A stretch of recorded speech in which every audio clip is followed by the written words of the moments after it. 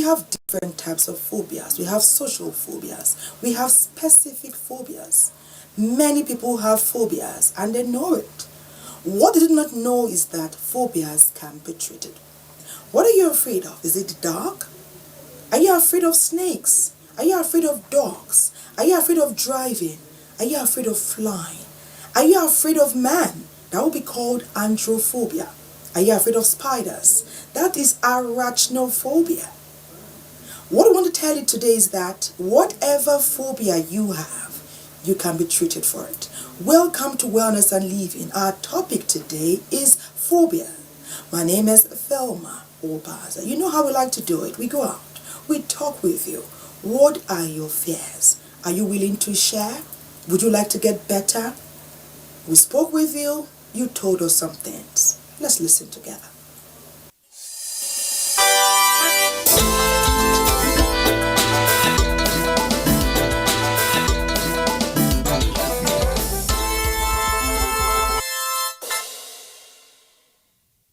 Yes, I remember I have phobia, yes. I don't think I do. As a man, I don't fear anything. Whatever comes to me, I'll face it.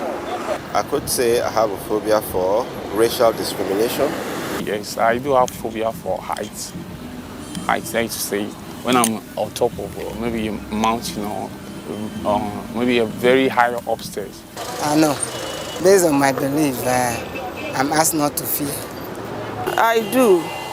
One time ago when I had an accident, each time I enter a car, and sometime when I get see some of accident occur, it grieves my fear most. No, I don't believe it. I don't have it. Yes, I have an air phobia. I remember my first flight. I'm from Lagos to Port Harcourt, and it was during rainy season. When they announced that there is going to be like 45-minute delay, I was scared. During my schooling days and during my childbearings in the labor room, whenever I'm stepping to labor room, I used to have those sorts of phobias in my mind that this journey is so easy to go and come back. When I was young, I was playing and I fell from from upstairs. So when I fell from there, the phobia came. At any time I see myself on a high place, I do have that fear of, okay, let me not fall down.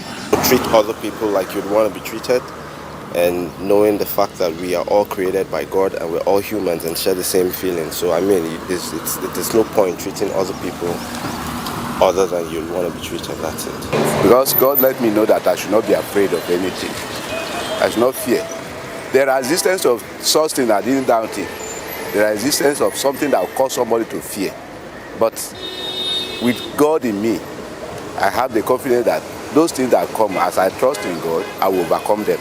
I don't have phobia. And in regard to that, I'm not working towards it. So I don't have anything to work towards when I'm not interested in, or when I don't care much about what's going on or what will happen tomorrow or today. So whatever comes to me, I take it wise. Whenever I remember God, I throw it away like woven water away. Climb somewhere and try looking down. I doing it frequently so that I will beat it, so that it won't always happen to me anymore. Once you have faith in God, I think it will drive away fear.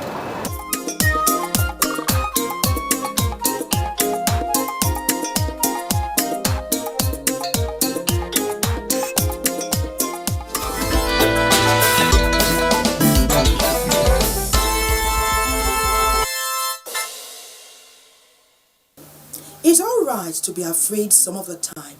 At different points in our lives, we have all been afraid of something. But when you fear something or many things all the time, then you have a phobia and then you just may need help. According to Stephen Richards, when you have a fear of something, the world is a big place. But when you have courage, the world shrinks. And that's what we're doing today. We're shrinking the knowledge. We're bringing knowledge from different places, different parts of the world, bringing it together so you can understand better, and then together we can learn. When you have a phobia, it means that you experience an exaggerated or unrealistic sense of danger in certain situations. As a result, you might then start to organize your life around the thing or things that are making you anxious. Human behavior is not always logical. One of the strange things our minds can do is to become afraid of things that we logically know are not dangerous. Getting a shot is safe, nothing to faint about. Or, airplanes are safe, right? That is the logical mind speaking. The less logical mind springs up uncomfortable reactions, and this become phobias. Most people define phobias with the phrase fear of spiders, for example, or fear of sharp objects or needles. Most phobias have technical terms that start with a Greek or Latin phrase and end in a suffix, like phobias, for example. Ophidophobia, fear of snakes. Trypanophobia, fear of injections. Aviophobia, fear of flying. Just to mention a few. History shows that phobias are rich, varied, and complex. People have had phobias for thousands of years, but it's only been recently that we have known much about these fears, or even enough to call them phobias. The first written reference to phobic problems that we have is in the works of ancient Greek physician Hippocrates from 470 to 410 BCE. In one of his works, called the Seventh Book of Epidemics, he described a condition in a man named Nicanor and talked about his fear of the flute, or perhaps its music. This music and this flute were handled by a piper, and Nicanor was afraid of the music, the piper, and the flute. Eventually, 500 years later, a Roman doctor, Celsus, used the word hydrophobia, water fear, to describe someone who seemed to have a horror of water due to rabies. History relates this first mention of the word phobia to a Greek god, Phobos, the son of Ares, the Greek god of war. Phobos and his hard-won wars are yet another story.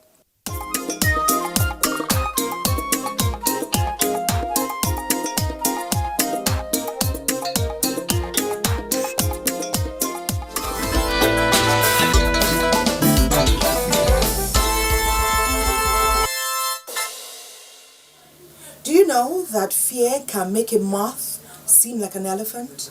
Can make a millipede look like a snake? Can make a lizard look like an alligator? It can turn a small problem into a mountain. It can make a lake seem like an ocean. That is why you need to attend to it, because when you fear something consistently, every day, every time, it limits your progress. It limits your ability to take positive steps, and then you must get more information about treatment. That's why we're talking with Dr. Ebuta Agbo. He goes into detail about the different types of phobias that there are out there. There are so many you wouldn't believe, and it tells us that message of hope that you need to hear. Treatment is available, it is possible, and you can get it.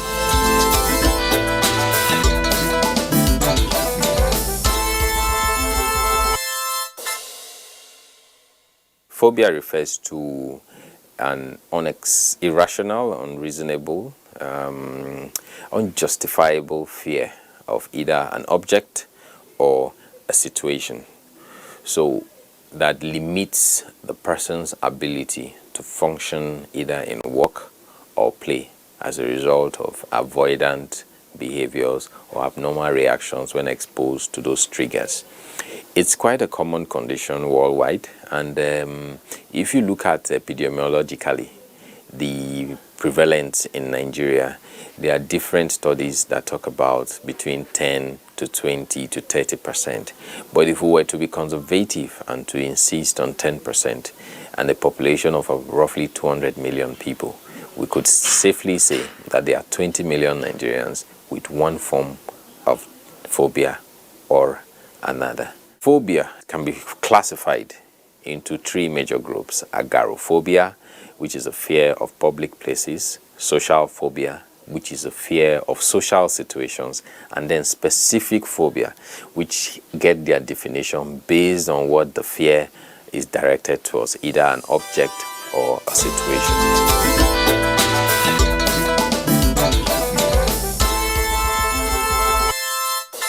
The cause of phobia, it's a bit controversial. It's not been clearly delineated. However, you have people with different opinion of how it has emerged. Some people have noticed that phobias may be more common among certain family groups. So they have postulated that there's maybe a genetic or a hereditary risk associated with the emergence of phobia. Some other psychologists have postulated that certain exposure to certain stimulus, like into life-threatening situations, fearful situations, can create a scenario where the patient or the person involved develops a permanent and a morbid and an unreasonable fear for similar situations. Some other people have looked at it psychoanalytically, and they've said that there's a certain part of your psychological functioning which we may for this discussion characterize as your ego. So when there is some level of conflict between your ego and your desire to express some activities or behavior that should otherwise have been inhibited, your ego goes into an excessive drive, and that excessive drive, which is kind of protective, would manifest as phobia. So as you can see, the in terms of etiology, it's mainly hypothetical, but there are different postulations on why it has emerged. Looking at it further, women appear to be more at risk. So some people have talked about their psychological constitution. Some have linked it up to hormones, but again, it's a bit controversial. But what we know for sure is that if you look at the general population, women are more at risk of developing phobia, and then some people who have been exposed to certain stressful life situations are also more at risk. And some people who are from certain families where maybe a mother or a father has a certain phobia, one or two people down the line may also have that phobia.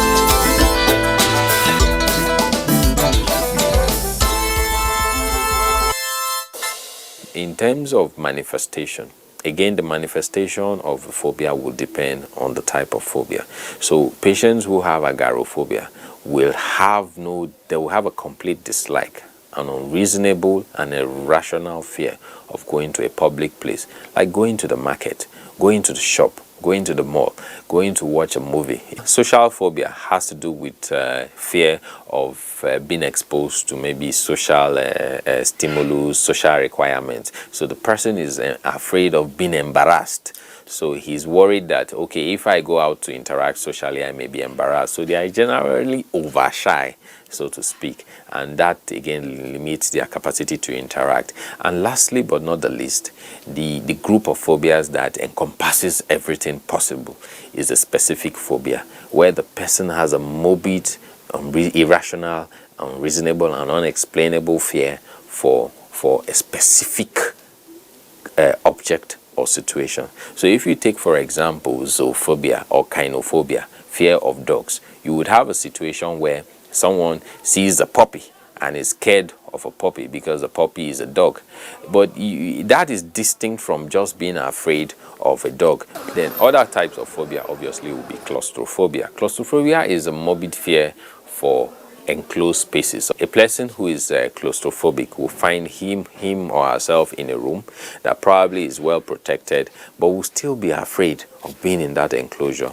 Another fear obviously is the fear of heights, which is acrophobia. We all have a certain level of fear of heights, but the acrophobic person, upon getting to the height, will be so scared and it would prevent and incapacitate him. He may not even be able to come down from the height. Another phobia is aerophobia, the fear of flying, either by planes or by helicopters, as the case may be. That again can be incapacitating. Imagine you are the top executive of a company and you are having a retreat with some of your friends or colleagues, and everybody gets on the plane, but because of aerophobia, you're unable to. That typifies the situation of aerophobia. And ophidophobia, which is a morbid or reasonable fear of snake.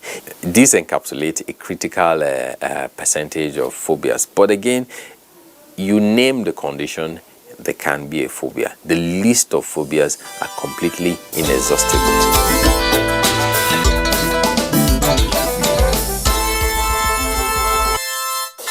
In terms of treatment, there are several interventions you can use, but critical is psychotherapy.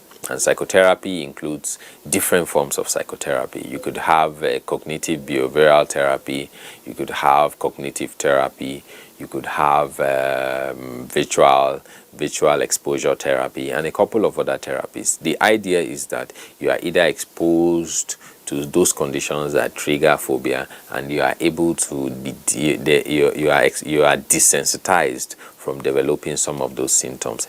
Apart from psychotherapy, which is very key, the use of medication has a role in managing patients who have phobia, because you may have situations where a patient on account of phobia may become very anxious and go into a panic. You would have to calm the patient down. So there are medications to achieve that. There are medications to also address other mental health problems like depression, and anxiety, which may all present in patients who have phobia, because a critical percentage of patients who have phobia also have other mental health challenges like depression, like panic attacks, like anxiety, also like substance abuse. In fact, in patients who have agoraphobia, it's been known that the level of the rates of substance abuse is usually higher, because they are mostly indoors, they stay at home, and they kind of introspect and feel that, life is not going on so well. Studies have shown that it is here, it is present. We have millions of Nigerians who have phobia. Phobia is not a death sentence. If you get the right help, you may be able to rise from the chains of phobia and live life to the fullest.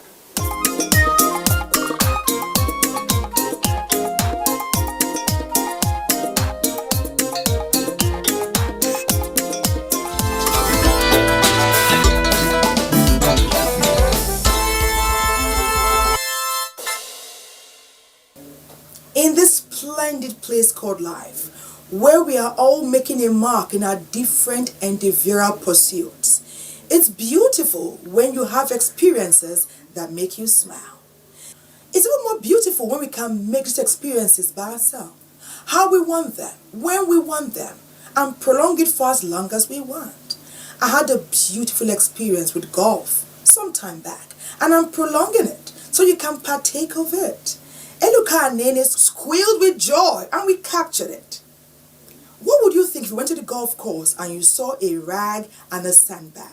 Would it make meaning? Well, you shouldn't miss this.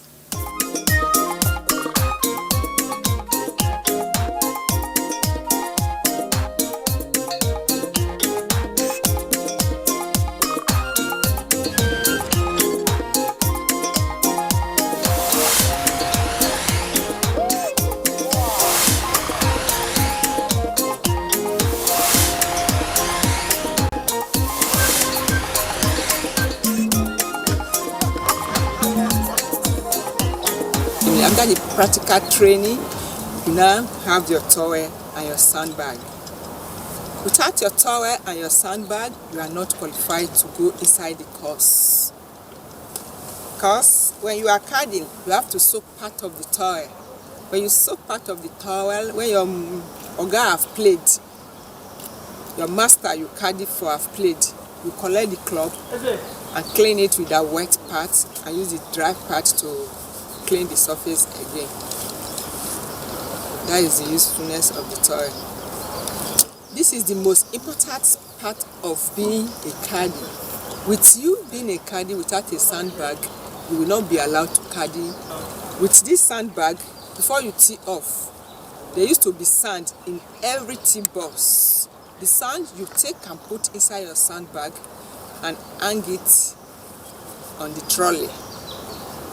When your master played and there is a divot, there's what we call divot. When you pick divot with the clubs, you open your sandbag, you replace that divot. There will be a piece of grass that will pull out of the divot. You replace the grass, then you put some sand around it, and with your leg you smoothen it. Without this sandbag, if your master removed sand divot and another member played a ball inside that divot, it will get that person pissed off because he will not be able to play that ball the way he wants.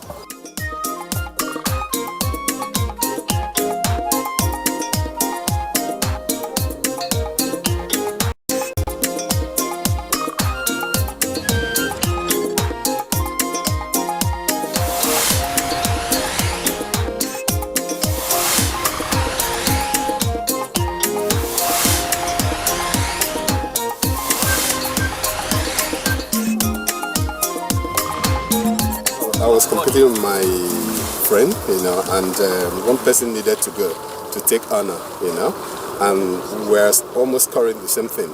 So when he missed his spot, I told myself I wasn't going to miss mine, and luckily for me, and I sang the ball into the hole, so I was excited. A lot of transmutation comes with golf. For me, I look at golf as life. I use it to nurture my attitude, imbibe patience and skills, decision taking and everything. It's not for lazy people, because by the time you play 18 holes, you must have gone like 7 kilometers. I don't think it's for lazy people. In fact, you exert a lot of energy playing golf. That's what I feel.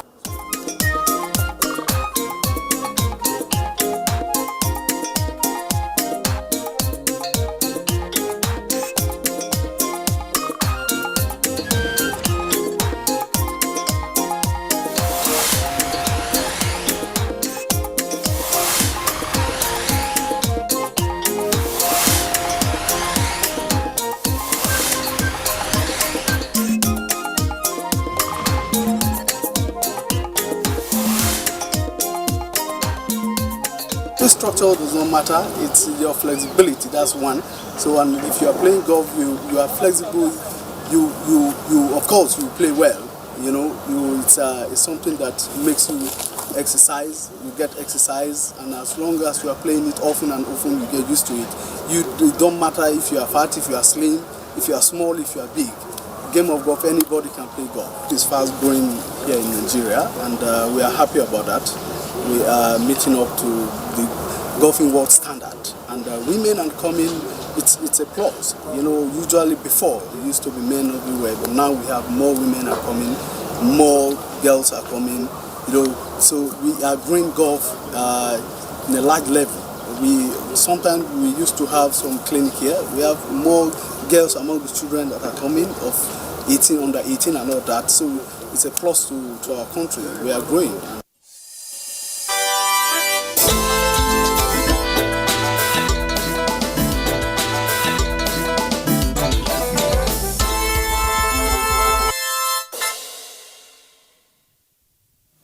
What is that irrational fear that has dogged your existence for so many years, right from when you were young?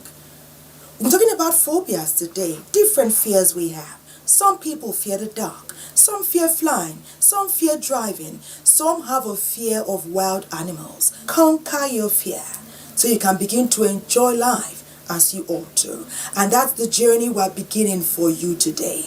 Telling you about phobias, going in depth to tell you that research is being done even as we speak to ensure that you get treatment. Find the help that you need. Do spend time with us on our social media handle. We want to continue the interaction and communication. It is Wellness and Living at Nigerian Television Authority. I'd love to spend loads of time with you, but I've got to go now. So we get ready for another interesting area that you can have fun with and learn from. My name is Thelma Obaze. It's been a pleasure spending time with you. Let's do it again. What do you say to that? Bye-bye.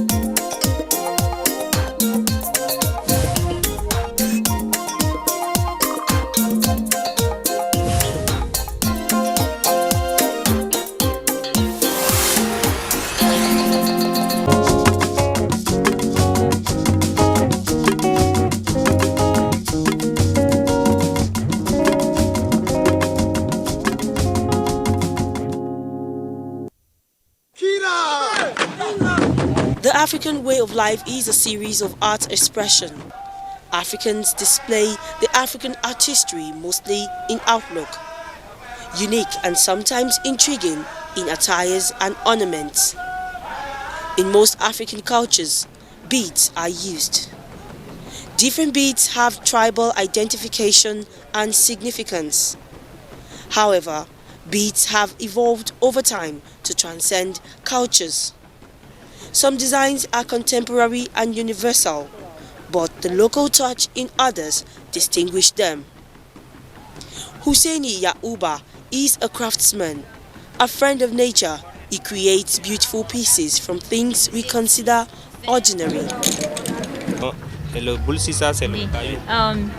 is metals, and here in the middle is stone. This is made of stone. He said this is made of sand. Some are gotten from the river side, some are gotten from other places, but mostly from the river side, and they are being gathered and put in a machine that grinds them. Then whichever color you want, you mix it to it. Eunice Ago makes beads from nature's provisions. She also collects antique beads for sale. These ones are made from bamboo. You take the bamboo, you recycle it, or you treat it in the hot ash, you put it inside it. And it changes it from the normal bamboo color to this color.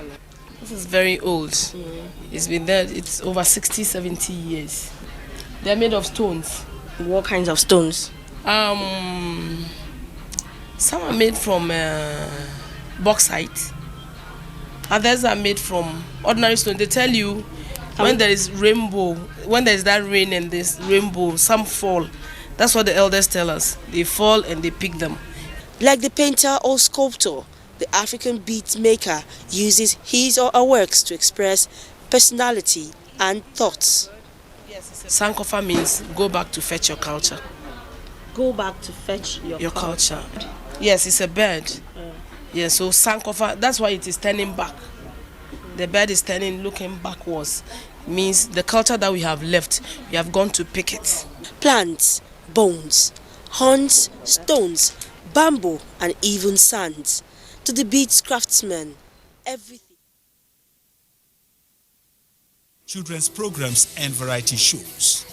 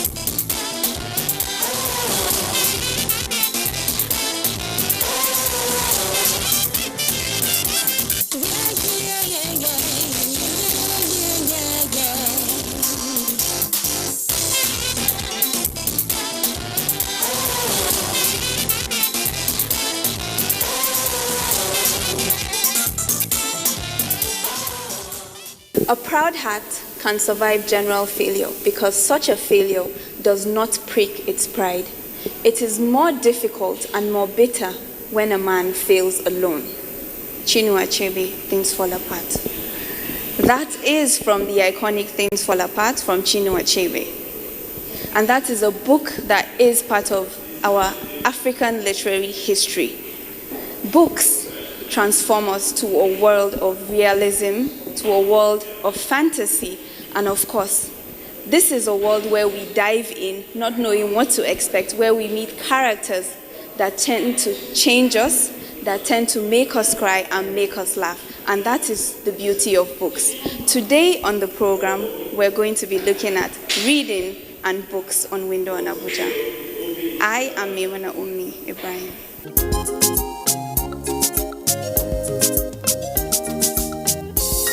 Well, you'll have to agree with me that Chinua Achebe's Things Fall Apart is an iconic novel, not only in African literary circles, but of course all around the world.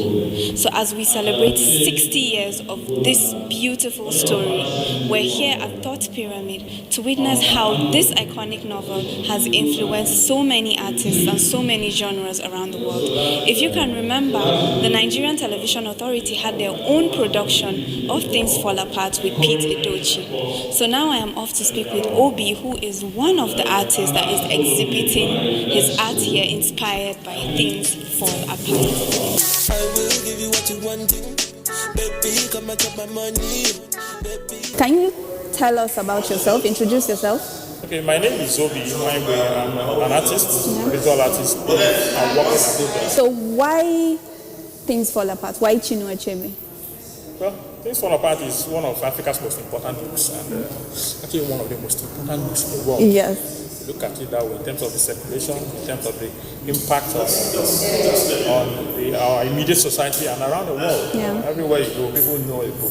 So I think it's important that we continue to commemorate the success of this book through eulogizing it, through creating events like this, to talk about the work and keep that legacy going. Okay. So how has it influenced you personally? Well, students ever had this vision to make us to think home, to have an understanding of who we are and where we come from. In that way, we can have value for ourselves, and then we can export this value. Okay. So he's one of those very early proponents of the decolonization process. I would say academic decolonization. And that has made his book something of a reference for basically every other scholarly discourse around that subject. So tell me personally, when was your first introduction to Things Fall Apart? Things Fall Apart. I've known that book since I was a kid. Yeah, in my 80s, as early as mid-80s. I had heard about it. I'm not sure I had read it then, but I had other books that I read. Chicken and the River, which I have the memory of, even though I have not encountered the book in a very long time in terms of reading it. So reading now has influenced art for you? Absolutely. Obviously, talking about reading now, can you tell us what it means to you and how important you think reading is in our society today? Reading is key. For me, reading is second to feeding, because in feeding you have to stay alive. Yeah. In reading, you actually keep your mind alive. Yeah. Because when your mind is alive, then you're alive. So the reading culture is something that we really have to hammer down on. It's not very strong here, and sometimes it seems as if it's a decline. Yeah. I just hope that something is done about it, and I'm doing my own little best. Yeah. Some of this. It has been so interesting, the program. Reading allows us and contemplation. And for decades, the art of reading has evolved over time, dating back have replaced conventional print. Now you can simply read your favorite book on Amazon Kindle. The magazines and newspapers. Touched a bit on how Abuja has responded to your bookstore. Usually when people walk into our space for the first time, I was like, oh my God, I can't believe there's a space like this. And I've been looking for this, so it's been one of of surprise, of positive vibes. So it's been good, and then we've also had like some very good collaborations with like book clubs in Abuja, Abuja Literary Society. So that's really helped us getting people to their work. Now I want to talk about the reading culture here in the FCT. What do you think the reading culture is that we have here? I am one who holds the view that Nigerians read. There's a lot of reading taking place in this country, but the question is, what are they reading? People read a lot of things on social media, on Instagram, on Twitter. People read religious books. So I think that there's a lot of reading, but then when the twin issues of economics, the pricing of books, and then also access. So when they come in, then it becomes a different thing. So what do I mean by that? Because most of the books that we have in Nigeria are, most of them are likely like printed abroad. So you add in like the cost of FX exchange, freight cost, and then because we're a business, there's a margin that you need to make. So oftentimes books are priced outside of the reach of people. For the reading interest to really be deepened in Abuja, then it means we need to have more spaces for books, libraries, bookstores. So even if you can't buy a book, then you should be able to walk into a library and say, So what are some of the challenges that you face? Real off a long list of challenges, but I think that chief among them will be around financing, right? We're a small business.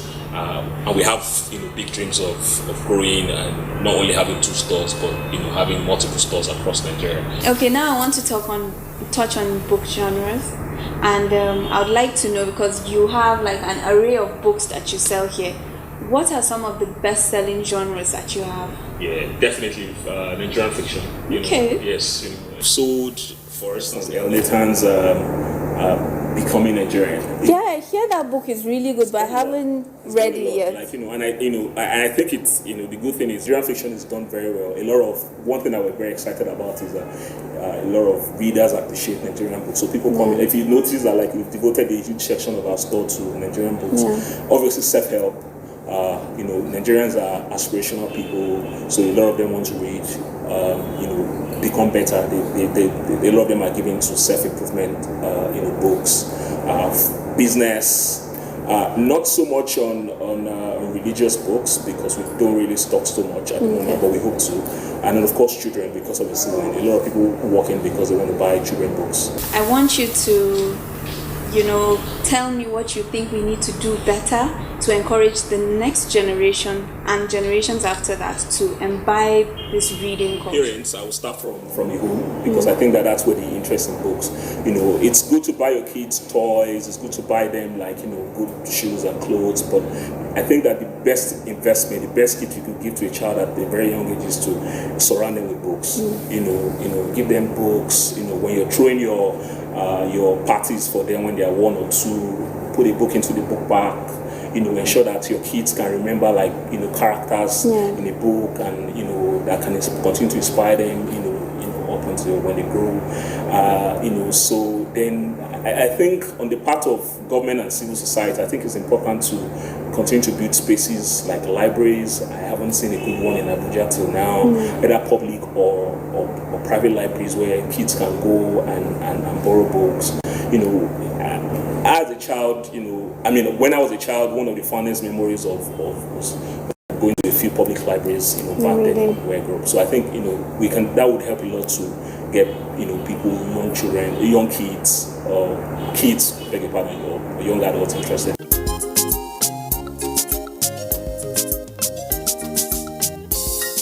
Do you have a book that you absolutely love, a book that you go back to, or a character that has stayed with you for a long time? Let's take you to the streets to find out what our viewers have to say.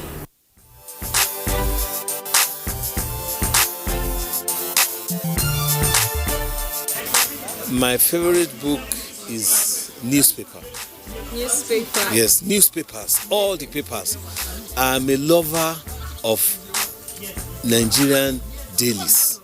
If it's Islamic book, I like reading Yasin. Then other novels I like reading James Hadley Chase. My favorite book is Features. Rich Dad and Poor Dad. Actually, he's my favorite character because he motivates you and teaches you how to go into investments, how to take care of your money, how not to spend anyhow, how to keep it and keep the money for future purpose. I always, I don't want to proud. I used to read Quran every day. So I regarded him as my favorite. What I'm enjoying always is forgiveness from God. Yeah, all verses that talk about forgiveness. I read Bible very well because it's a book that quite inspired me very, very much. Actually, my favorite character, I enjoy so much when I read about Joshua, Daniel, Shadrach, Abednego, because these are courageous young Israelites. One book that I know I cannot forget